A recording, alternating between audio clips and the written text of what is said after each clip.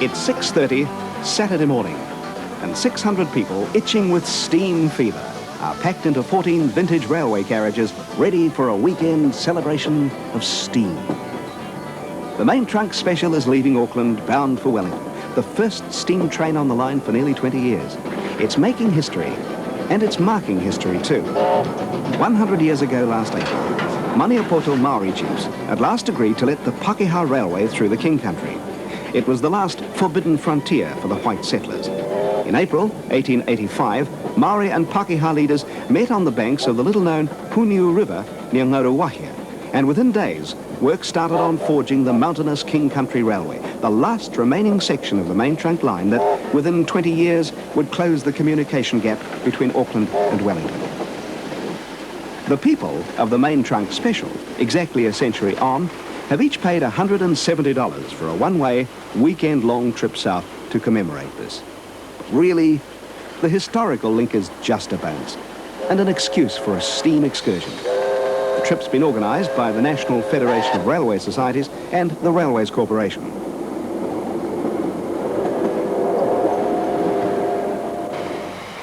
The big steam locos pulling the special were all over the country 50 years ago, but they're a rare breed now, just a few of them left. Lovingly restored by steam buffs, ready for their brief weekend bound for glory.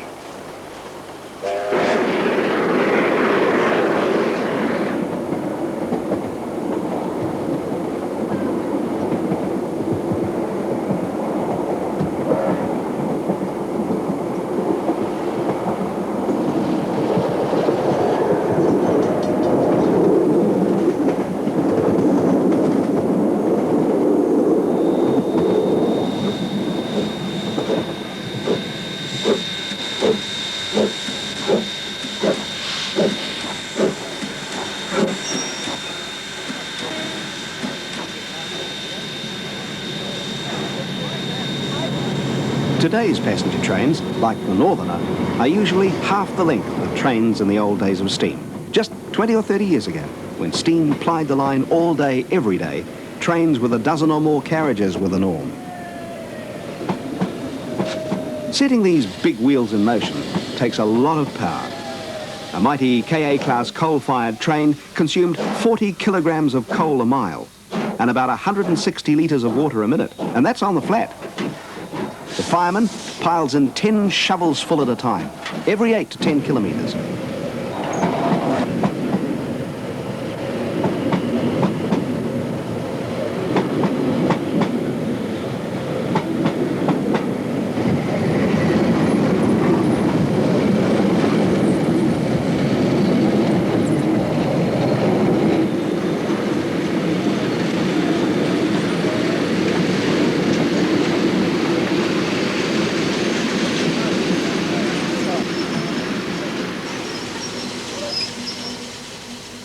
The tender carries enough coal to last 250 kilometres, so there have to be frequent stops to refuel. All down the line, crowds come to see the engine. There's old-time steam men who've seen it all before, and there's a whole generation that's never seen such a belching, hissing, whistling monster. Each stop is a chance to reminisce with other old-timers, whose passion and pleasure, whose first love will always be these old girls. I gave it a bit too much oil and we run out coming down Wangaratta. Yeah, well, I was fighting that I was going to melt all that white packing. Yes. How's the packing holding out? Yeah, good. Old-timers will tell you each engine is different, alive, warm, vibrant, and, all being well, responding sensitively to tender, loving care. They talk to the old Iron Maidens like a close friend. They give them personalities, names even. They were a part of the engine driver's family, and their passing has left a big gap in a lot of people's lives.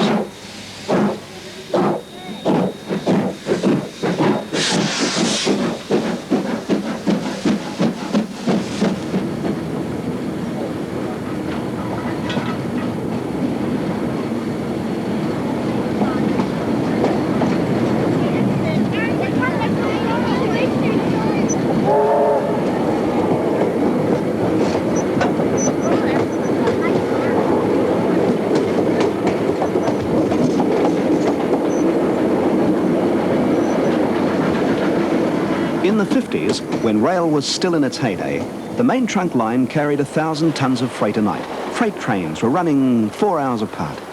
Passenger trains were filled with people travelling between the dozens of small towns and the big cities alongside the line.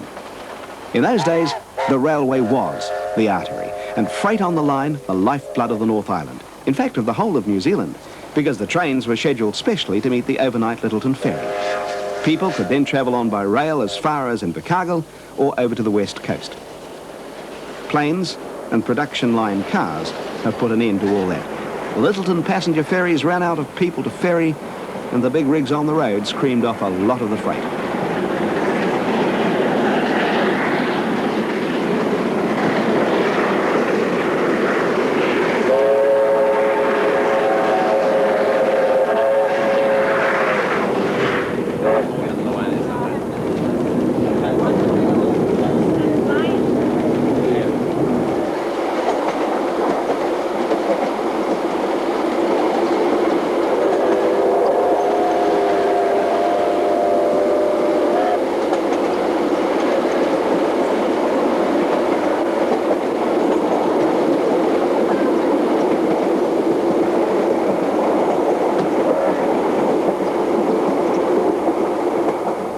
The main trunk line opened up the North Island. Some towns were already there through Maori settlement, but most of them sprang up alongside, starting life as railway towns.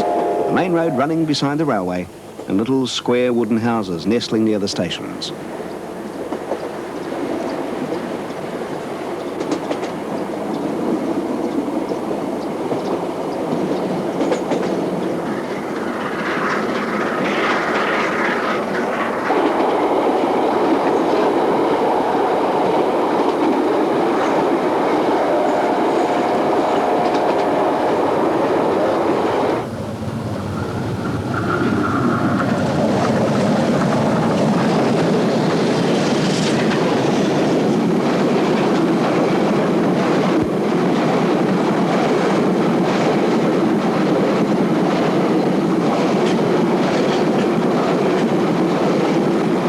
People search the world for steam train rides, and they're only too happy to get out their photos. The locos at Paicock and at Puniu are compared with the engines plying Perth's countryside. I don't really know Peterborough, but... No, I haven't been there yet. Yeah, it connects Peterborough with a place called Uluru, if I can pronounce it correctly. It's quite interesting. When did you go down there? This was commissioned in 83, it was. I see. West Australian locomotive, showing the chap standing outside the boiler and looking at it. And that's the new shed that they built up in there. I don't know if you've been to Perth. It's up in the Darling Ranges, yeah, a bit like this sort of country. Yeah, very nice country, yeah. You haven't been that far. Oh, that's all right. No, well, that's one of those joys you save up and do. Yeah.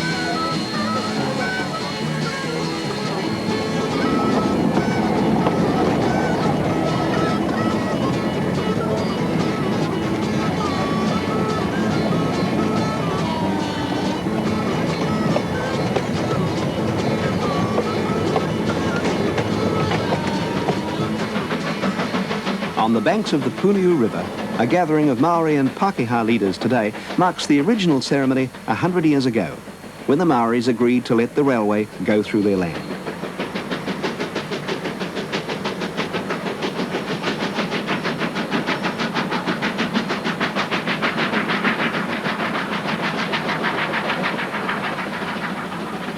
However, the Pākehā's problems of access to the King Country weren't entirely over, despite the symbolic ceremony. Some Maoris didn't go along with the Maniapoto Mana, and they did their best to make life difficult for the surveyors who came to find the best route through the mountains. John Rochford led the survey parties and was held prisoner several times. Rebel Maoris said they were defending their last remaining ancestral lands, since everything else had been confiscated by the Pākehā. But after much persuasion, the promise of prosperity the railways would bring pacified them, and Rochford could get on with his work. It was a hard and daunting task in that rough virgin country, and it took 20 years to get the job done.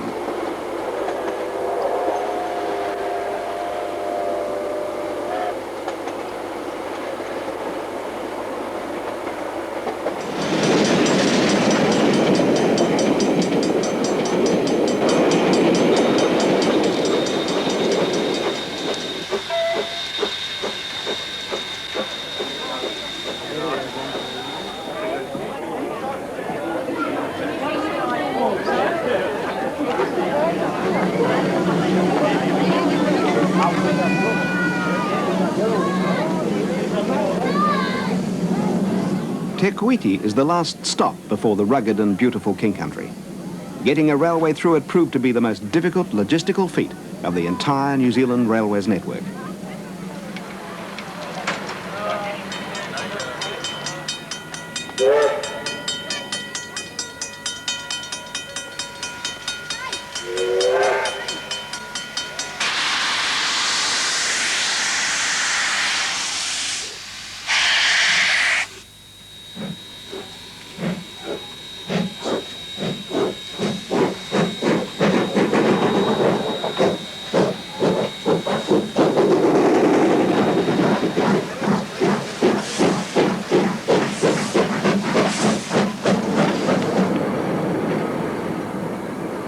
Ahead is Tamaranui and the Raurimu Spiral, but the main trunk special is running late, and it'll be dark by the time it climbs Raurimu.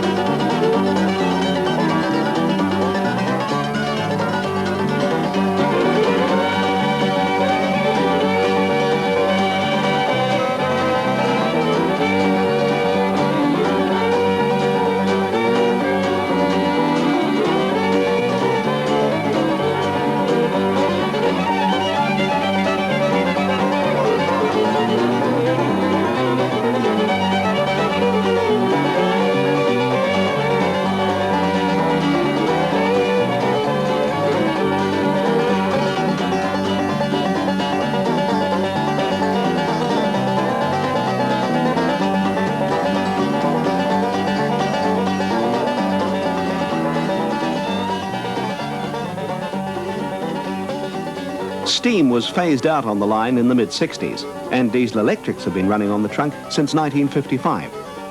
For many years, the locos were uncoupled at Pyecock because the line south to Wellington was all electric. Now they're working on the electrification of the entire main trunk line, smoothing out the curves and crinkles, taking out a lot of the tunnels, but it's a massive undertaking, and conservative estimates put the finishing date somewhere around the end of the decade.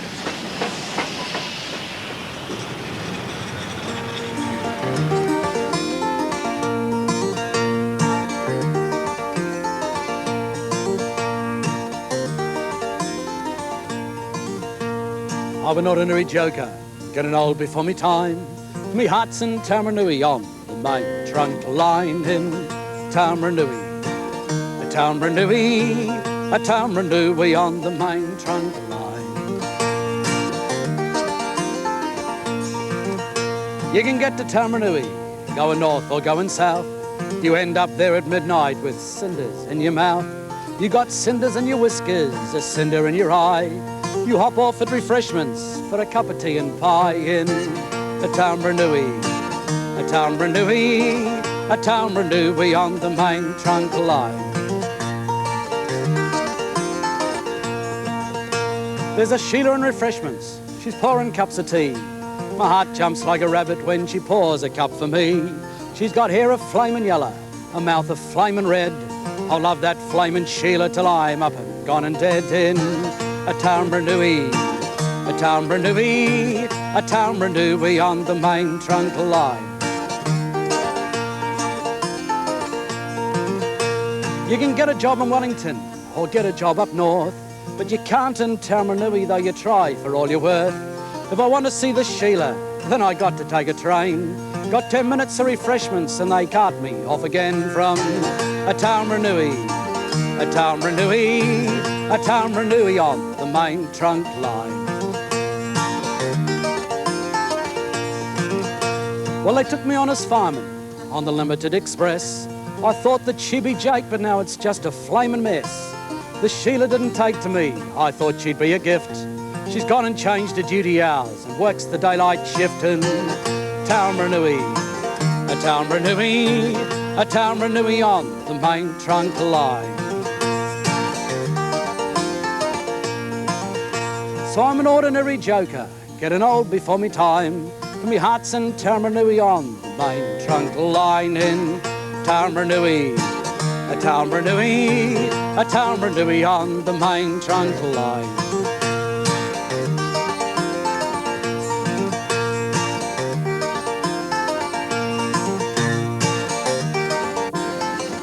The engines have enormous appetites, and there have to be frequent stops to take on fuel and water.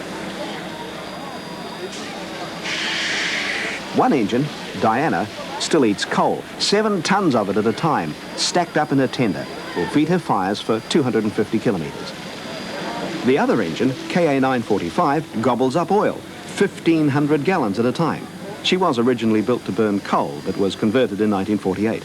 In those days, oil made good economic sense. Now, of course, it's exorbitant. 5,000 gallons of water have to go into Diana's tender at each watering hole, pumped in on this journey by the local fire brigades. Fuel stops aren't the only ones. There are also several photo stops, so all the steam buffs can capture this rare journey on video and film. They don't have to go to toilet stops anymore, though. Who can remember the long stops for the long drops at the station, way back when there were no toilets on the carriages? A century ago, the frequent and lengthy comfort stops for the hundreds of people on the special train to the Puniu River held up for hours the ceremony this journey's commemorating. 1347. Good, thank you. That's 1347 gallons of oil he's talking about, and that's liquid gold these days. During all the refuelling stops, every inch of the engines is lovingly caressed and cleaned, and there's always a crowd looking on.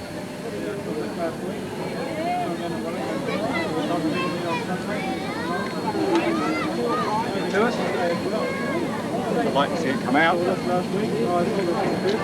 Yeah, it's out.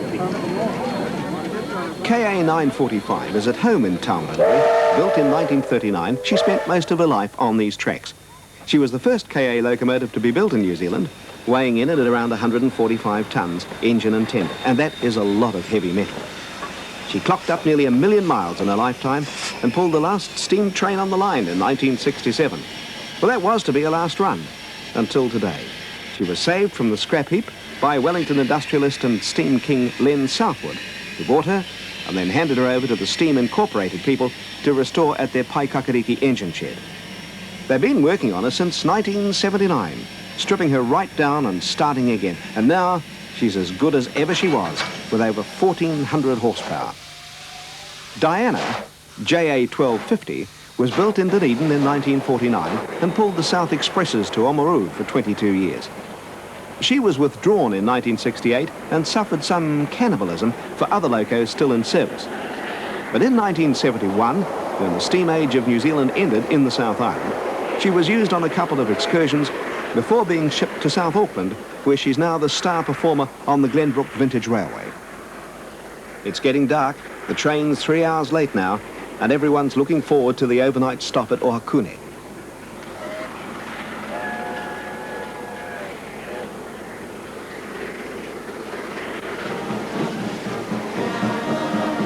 The boisterous welcome at Ohakune is well deserved. The engines have conquered mountains to get here.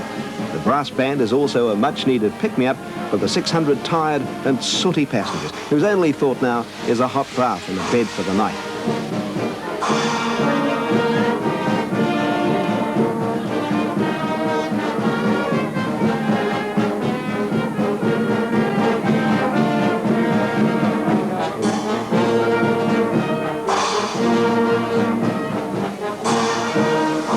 Even the most ardent steam enthusiast will have to tear himself away from the engines for a few hours to get some sleep.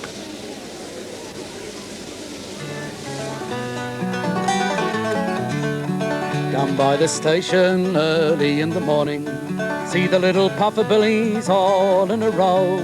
See the station master pull a little handle, chug chug, toot toot, off we go. Down by the station early in the morning, drink a cup of tea while waiting for the train. See the engine driver standing on the footplate, chug chug, toot toot, looks like rain. Down on the platform early in the morning, see all the passengers standing in a line, holding packs of sandwiches, waiting for the signal, chug chug, toot toot, right on time. Down by the station on a sunny morning, watching all the trains passing to and fro, listen to the driver as he blows his whistle, chug chug, toot toot, off we go.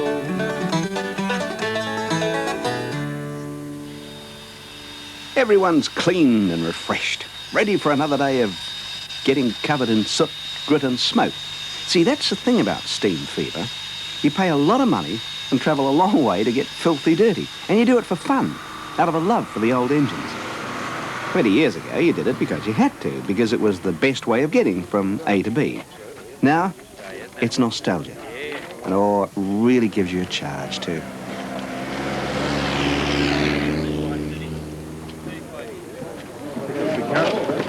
Yeah, have a carrot. Right. No, I got it. California, they give away oranges. Oh. One of them. Yep, tough carrot. One over here, Mark. One drink. 2 lunches there.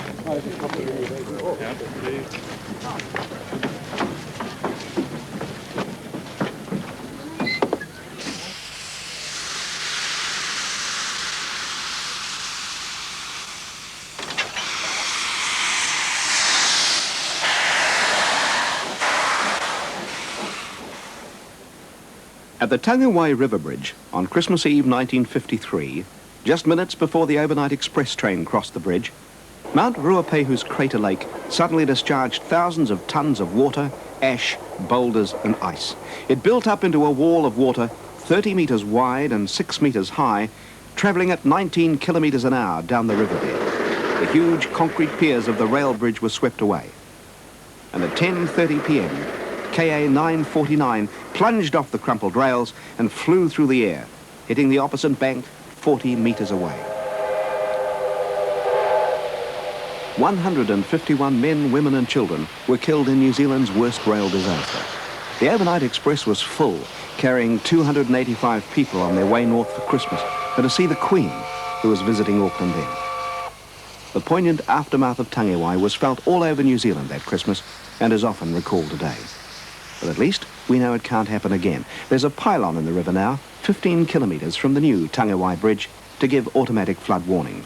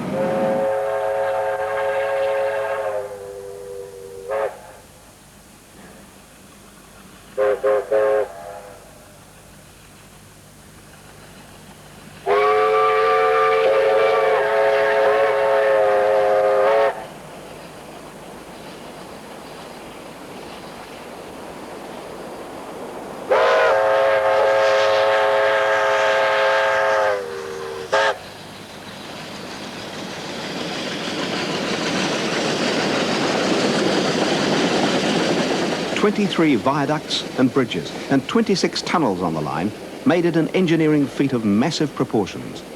A century ago, when they were built, just about all the work had to be done by hand. Hundreds of men wielding picks and shovels dug tunnels, some nearly a kilometre long, and made cuttings 15 metres deep. It was hard yakka, often miles from nowhere in mountainous country, for little reward.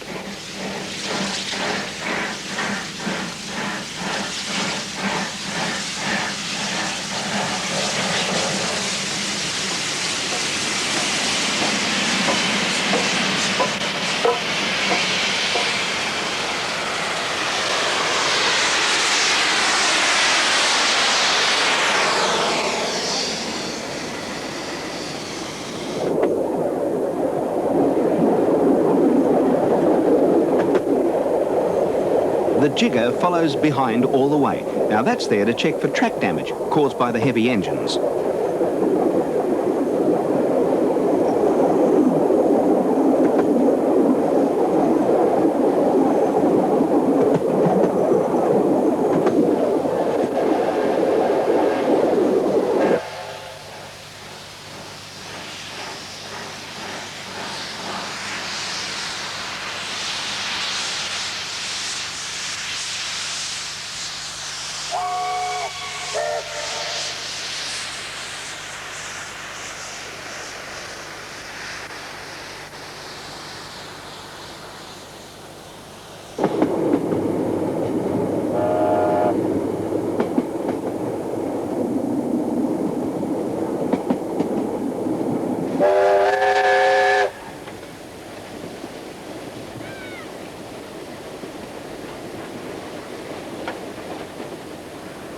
Taihape is another place to stop for fuel.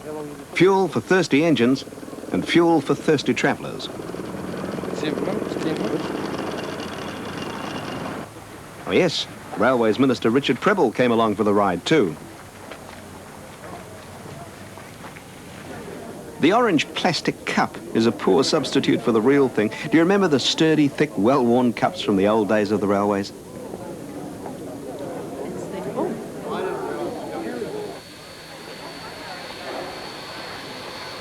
When steam was king, they used to change engines at Taihape and other points north and south. But today, Diana and her partner have the full run of the rails. No stand-ins on this performance.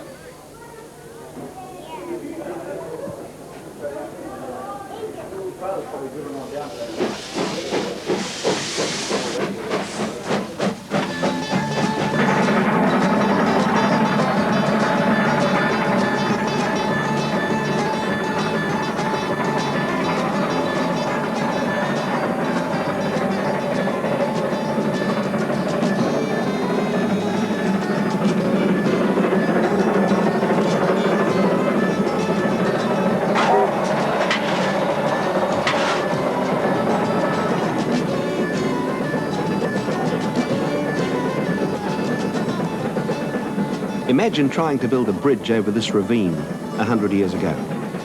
This one, the Amangaweka, at 300 metres, is the longest viaduct on the line. It's concrete now, of course.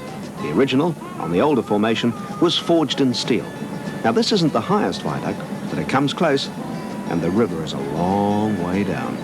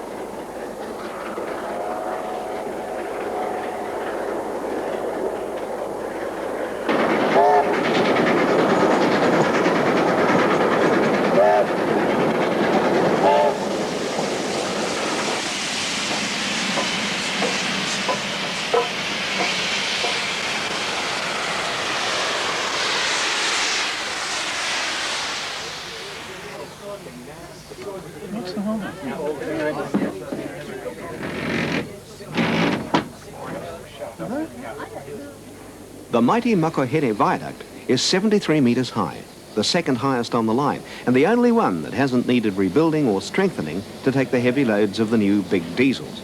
But two steam engines are too heavy. They have to cross one at a time.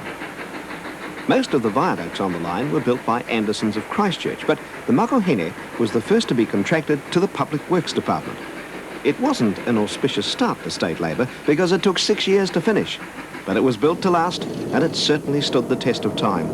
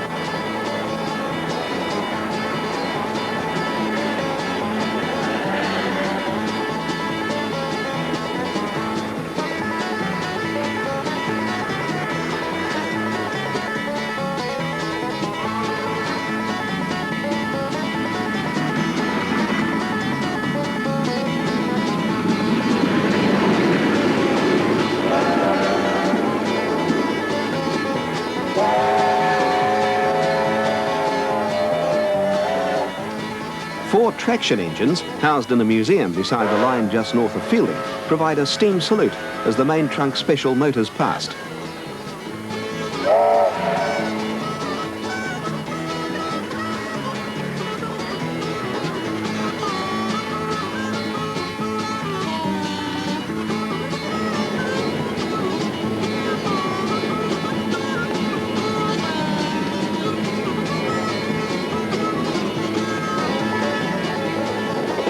It's full steam ahead now, trying to make up for lost time.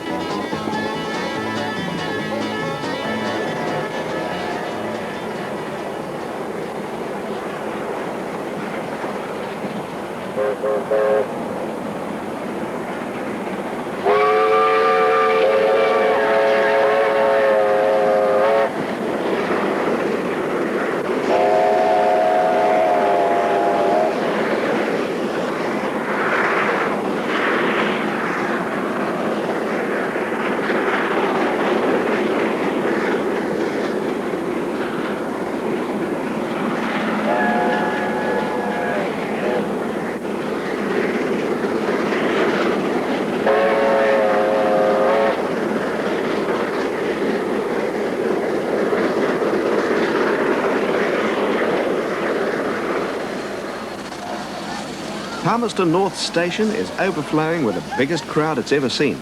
The station used to be a bottleneck in the middle of town, and it took 50 years for the line deviation to the outskirts of town and a new station to be built. It opened in 1963, just in time to see the last steam trains pass through before they were scrapped. They're running late getting here. I thought they might be We've had a lot of fun, you know, although we've had a few delays. Fantastic. Really well. I can feel those. Thanks for the welcome. Really fabulous.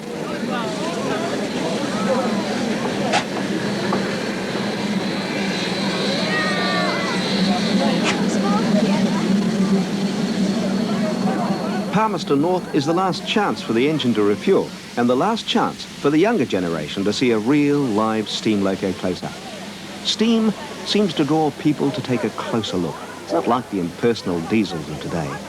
There's something about a living steam engine that draws all ages like a magnet. It's almost as if the monsters are alive.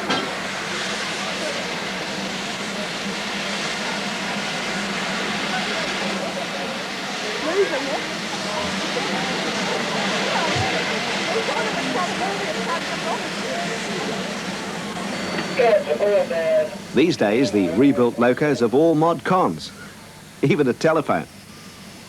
But somehow it just doesn't seem to fit in.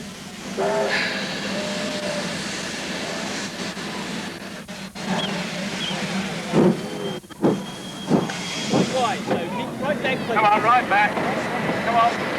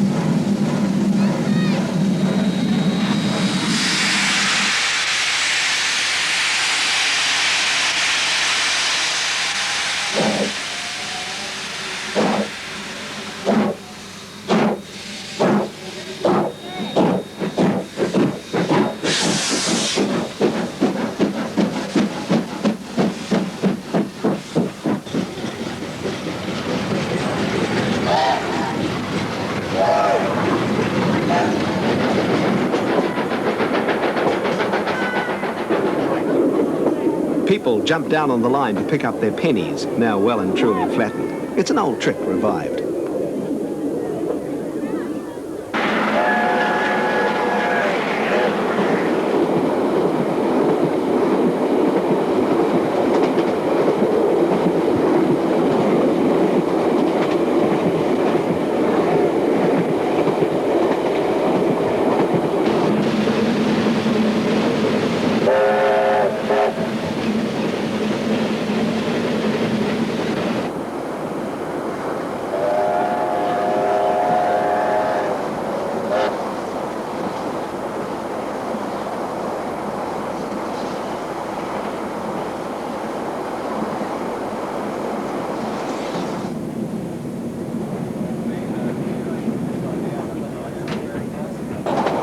The sun's going down, long before the journey's over, and Wellington is still hours away.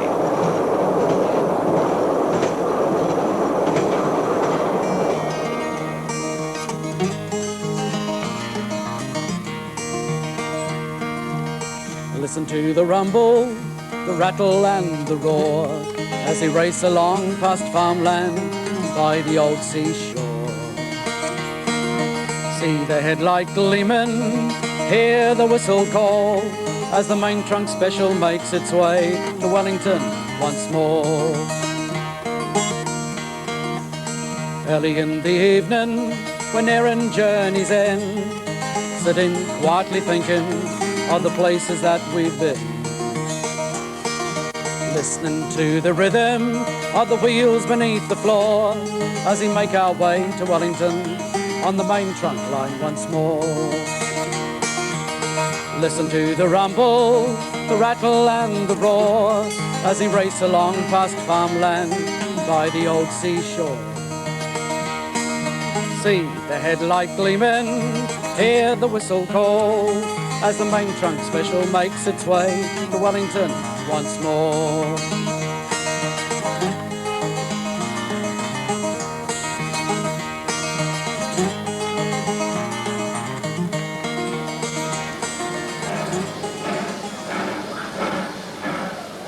Wellington's platforms are chocker with people wanting to breathe in the smoke and feel the steam.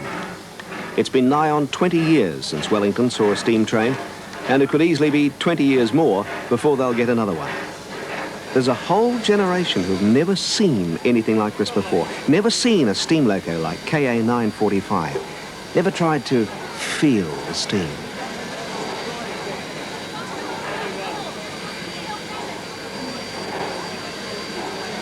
Who knows when they'll see one again on the main trunk line.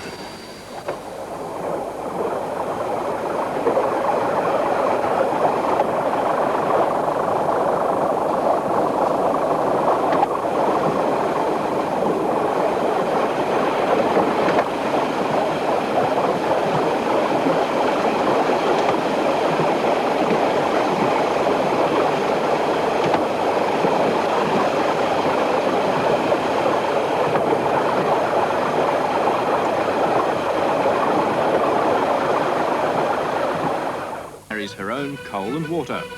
These days, she's no longer fired up, rather towed, being used as a static display, like here at the Brunner Railway Centennial, on show with other locos. A descendant who still retains her fire is WW480, who runs freely on her own steam at the Glenbrook Vintage Railway near Auckland.